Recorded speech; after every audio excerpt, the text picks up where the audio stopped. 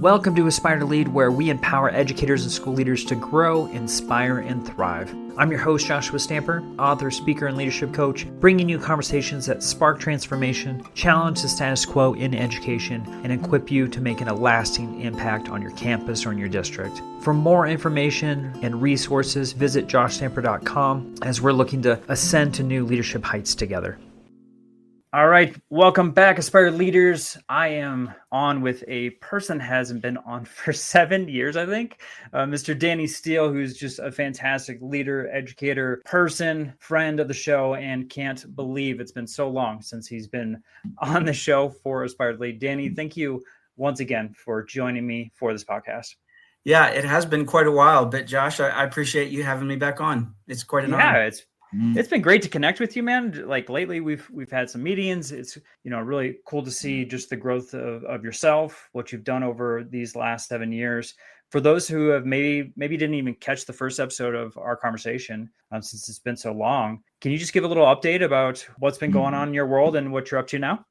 Yeah. So last summer, meaning about a year ago, I retired after 31 years in education. But the last 12 years I was principal. And when I say retire, it just basically means I'm figuring out my next chapter. I wanted to do something different. I was ready to hand off the principal baton, but I still have a lot of energy and a lot of passion for the great work that educators are doing. So I've been looking for ways to stay engaged and to add value. I've been doing some mentoring of principals and leadership coaching. Been working on a book this year and just looking to stay connected to school districts. That's awesome.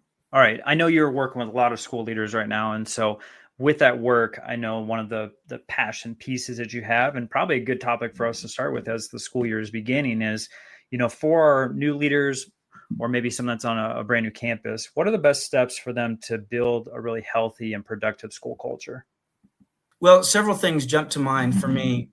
One is, as the leader, you want to ensure that your school is focused on students. And maybe it seems silly to say that, but there's so much other outside noise, and teaching is hard and it's stressful. And so just ensuring that we're keeping our eye on the ball, that we're here to make a difference for students and improve their lives and help create a brighter future for them. A second piece is it's really important, I think, to cultivate a culture of collaboration. The adults in the building don't have to all be like BFFs going out on the weekends and stuff. That's not essential, but it's really important that they are working together in the school day. And it's because students benefit. The camaraderie of having colleagues that you work closely with, that's a perk, but really teachers do a better job for serving their students when they are leaning and learning on their colleagues. And then third, it's so important for me to try to bring a spark of positive energy. If you compare Eeyore and Tigger, I'm a little bit more on the Tigger side. That doesn't mean that any of us should be Pollyanna. I mean, like, there's real adversity and there's real challenges and struggles. And like I said, it's hard. It's really hard work. And we're going to have problems, but we're always in a better frame of mind to find solutions. Well, when we have a good attitude, we expect, as educators, we expect kids to bring a good attitude to school. It starts with the adults. So when we bring positive energy, it just sets the tone for a great day for the kids. So let's say they're feeling more like Eeyore in that analogy, and that spark is starting to simmer. What are some things that our leaders can do to help them not only regain that spark, but also stay inspired in the job?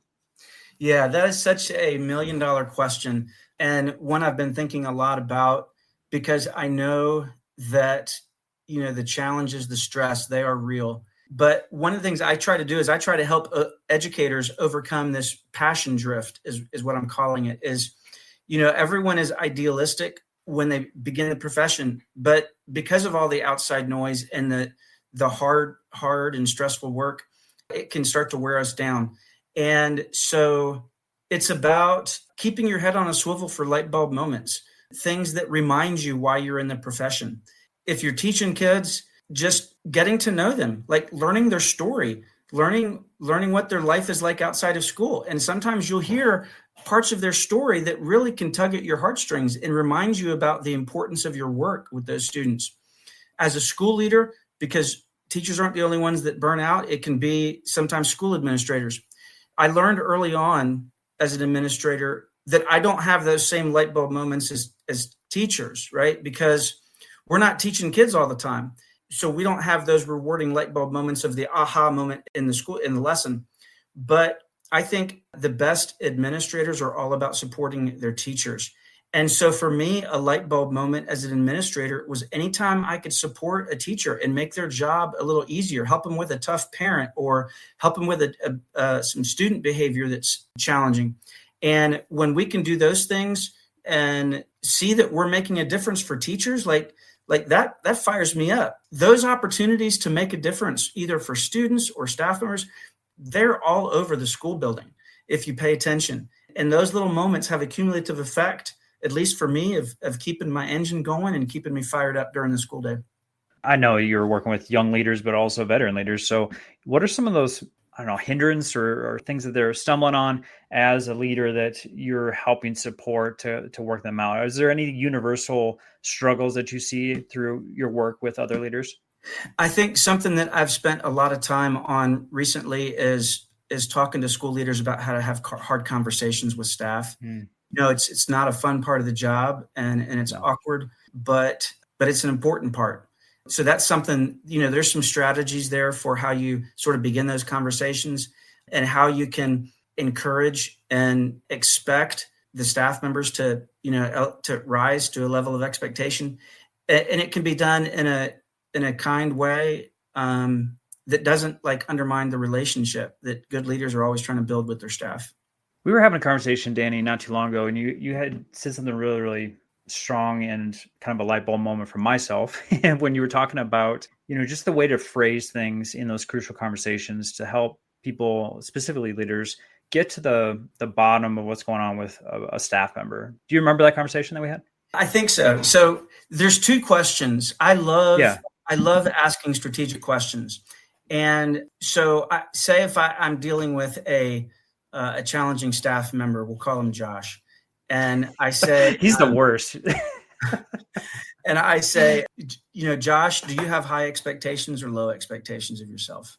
And maybe the issue is that you're having trouble getting to work on time. It could be something petty like that. Or maybe it could be something a little bit dicier. Like sometimes I feel like there's a bit of a toxic climate in your classroom.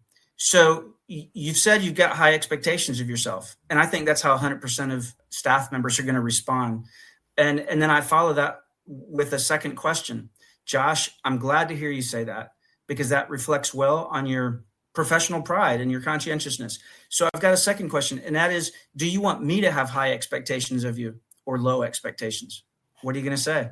Well, I'm going to say hi, and hi. I'm guessing most folks would. And I think 100% of the people are going to say hi. If they, for whatever reason, they say no, that's a whole separate conversation. But for sure, I think everyone's going to say hi. So at that moment, the staff member is inviting accountability. Well, Josh, I'm glad you said that. That's why I've got to talk to you about something. And it's awkward for me because I like you and I'm glad you're on our team. But I want you to be the best version of yourself. And I know you do. Do you want me to help you be the best version of you? Yeah. Okay, so this is what we've got to talk about. This is what I'm seeing. And correct me if I'm wrong, but I'm just telling you, this is my perception of what's going on. How do you see it? And, and you give them a chance to talk. And I just think that's a strategic way of beginning the conversation where they're inviting accountability from their supervisor. Yeah. So communication obviously is a huge component of a successful leader. I think, Danny, I think you said 12 years as a principal. Were there any other communication things that you felt like maybe you didn't do correctly at the beginning stages of your leadership where, you're like, oh, I need to change that immediately, and you made that shift? Well, at one point I can think of lots of mistakes. I can say this. My first year at my last school, and I was a veteran principal, but it was my first year at this one school, a very, very good school. And I had a teacher towards the beginning, maybe a couple months in my office with another AP, and really sort of unloaded about the fact that she didn't think I valued instruction and learning. And it really caught me off guard. She said, because Dr. Steele, you don't check lesson plans. And at the first faculty meeting, you didn't say anything about rigor or academics. And I started thinking, At the very first faculty meeting, when I was introducing myself to the staff, I said, we're all about the kids. And second, we're all about collaboration. Third, we're going to bring positive energy. So my first faculty meeting was a little pitch about the type of culture that I wanted to be a part of with this new team. I did not say a thing about teaching or learning or high expectations for rigor in the classroom. She was right. And so what I had to reflect on, now she was wrong when she said I didn't value teaching and learning, but I had not effectively communicated that to her. And so I realized that I needed to be more intentional about messages that I'm communicating. And then another time later in the year, I was meeting with my leadership team, and they said, we need to know, is there any way we could get more communication? Like, we just want to be more in the know. And so I started a weekly newsletter to the staff. And I had never been good at newsletters, but the staff wanted more communication. And so I started doing a weekly newsletter. And then I started doing a monthly one to parents. So those are a couple examples of me, even as a veteran administrator. Yeah. 19, 20 years into administration, and I'm still learning lessons about how to do the job more effectively. Well, that's part of the spark that you were talking about before, right? We're always growing, we're always learning, we're always trying to improve. So that's awesome that you didn't take offense to the comments from the teacher and actually did some reflection to see if there were some procedures or things you needed to change. I will say it did hurt me, though. Sure. It stung to hear a teacher tell me to my face that she didn't think I cared about the work she was doing in the classroom, because I worked so hard to try to support the teachers and know that I don't take them for granted. And she had not perceived that. And so it's not enough to have good intentions. Yep. So that's one of the lessons there. Your good intentions are not enough. It has to be received. As a teacher, I've heard teachers say, oh, student class, I love all of you. I love all my students. It's easy to say that. But if the kids don't feel it, it doesn't matter. The kids have to feel loved. And my teachers have to feel that I am valuing their rigorous instruction. For sure. Well, we'll definitely be talking about instruction in a little bit, because you got a new project coming out that we're going to highlight toward the end of our show. But before we dive into that, I'd love for you, Danny, another piece and passion and support that you provide is just helping administrators take care of themselves for the long haul, because, there's so many folks that are, maybe the term is being overused, but burnt out or feeling overstressed, overworked, maybe not feeling appreciated. So, over your time as a principal and as a leader, what were some things that you put in place to help you as far as that longevity piece? I think one piece certainly was building a connection. I initially connected with you years ago, being able to connect with other leaders who are passionate about the work like I was, building that virtual, professional learning network. That's finding colleagues, kindred spirits. That's an important piece.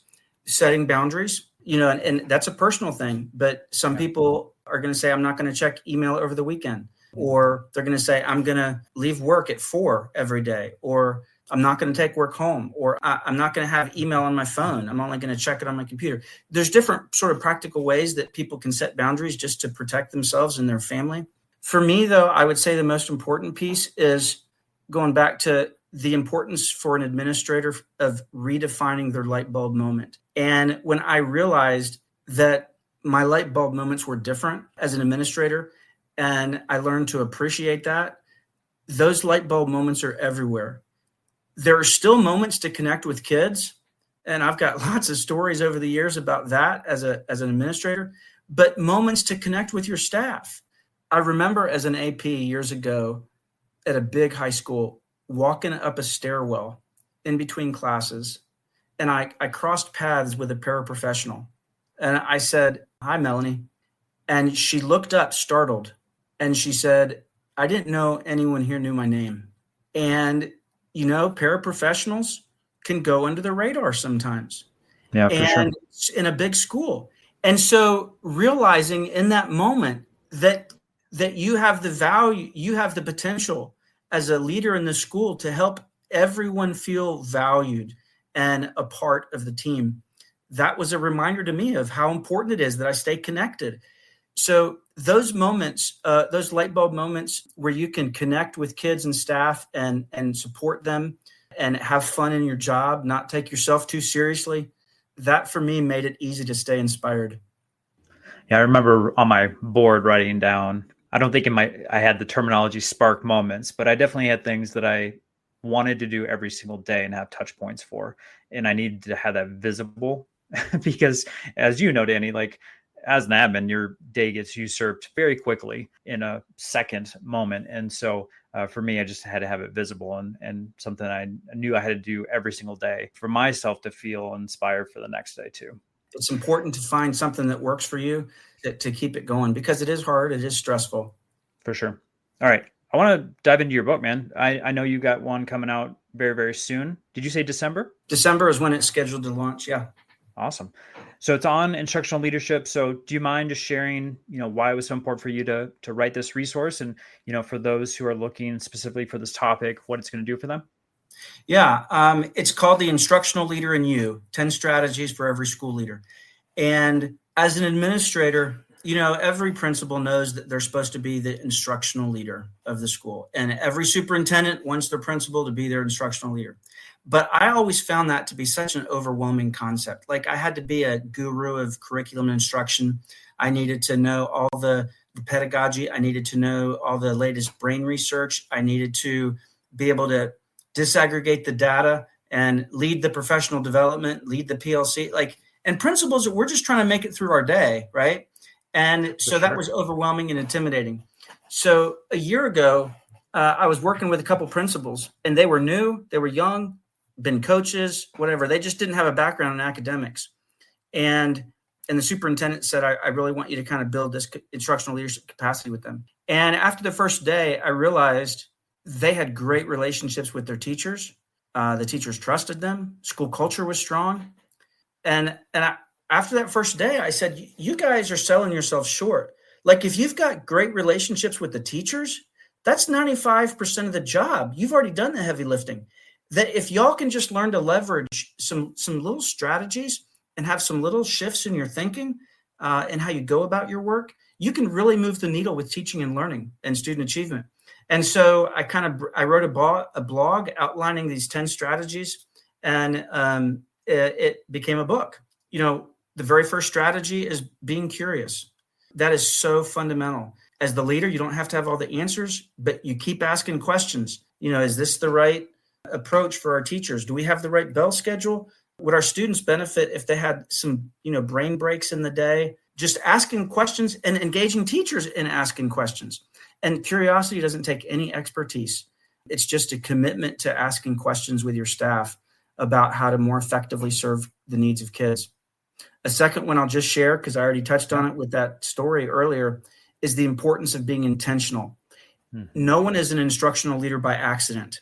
You have to be intentional about it. And see, in my first faculty meeting at that last school, I was not intentional about making reference to the core work of our school, teaching and learning. So she did not view me from that faculty meeting. She didn't view me as the instructional leader. I was not intentional. So being aware of what messages you're communicating over the intercom, in your email, in your meetings is student learning at the forefront. So those are a couple of the strategies. My goal was to make something for school leaders that was not heavy.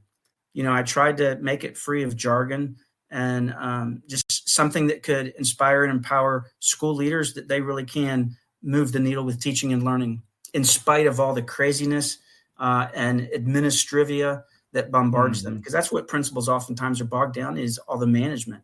Oh my gosh. And so I think it's a way of trying to reconceptualize your role as an instructional leader. It's not about having all the answers. I'm never going to be able to tell my calculus teacher how to teach calculus more effectively, but I can create the conditions where that teacher is reflecting on what they're doing and collaborating with peers and staying focused on the evidence of student learning. Well, that's being an instructional leader right there. So yeah, that's the concept. Well, we have a preconceived idea of what that looks like as an administrator. So I like the idea that you've kind of outlined that for folks to understand that in a better way, especially if they don't have a background in that, like you were saying, with some of the positions that were held prior to being an administrator. Instructional Leader in You is the title, coming out in December. How will they find out more about this book, Danny, once it launches?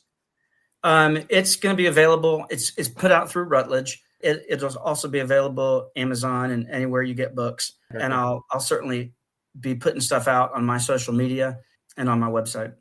Awesome. Well, I've been flashing your website as we've been talking. At the end of the show, too, we'll make sure folks are connecting with you on social media. Before we do that, Danny, though, I don't know if you remember, this was a long time ago that we were on together, but I always ask the same question for all of my leaders that are on the show. I would like an actionable item for folks that are listening. It's great that they're listening and they're getting wisdom from you, but I want them to go and do something to enhance their leadership journey. So if there's anything they can do tomorrow or next week, what would you recommend? If you're a teacher, think of a student that is a thorn in your side.